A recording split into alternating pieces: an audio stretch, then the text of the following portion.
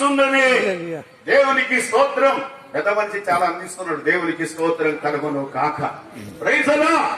అన్ని సున్ననే, ఎన్ని ఉన్న అన్ని సున్ననే. ఏమి లేకపోతే సున్నా, యేసయ్య ఇచ్చే నిత్య జీవము లేకపోతే అన్ని సున్నా. దేవునికి స్తోత్రం కలుగును కాక. కాబట్టి సంఘం 20 సంవత్సరాలు, ఈ 20వ సంవత్సరం దేవునికి స్తోత్రం, దేవునికి స్తోత్రం ఈ యానివర్సరీ డే చేసుకుంటుండగా ఎందుకు మరి లోపల ఉండవలసిన, లోపల పెట్టుకునవలసిన సంతోషాన్ని బయటికి ఎందుకు తీసుకొచ్చిందంటే, బహిరంగంగా ఎందుకు వచ్చిందనంటే, అనేకులు ఇంకా నిత్య జీవం పొందడానికి. దేవునికి స్తోత్రం చెప్పుదాము. హల్లెలూయా, హల్లెలూయా.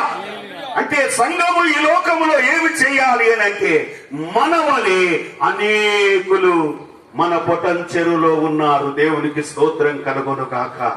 వారందరికీ మనం పొందిన, లేక మనం పొందే నిత్య జీవం, లేక మనం పొందే వారసత్వం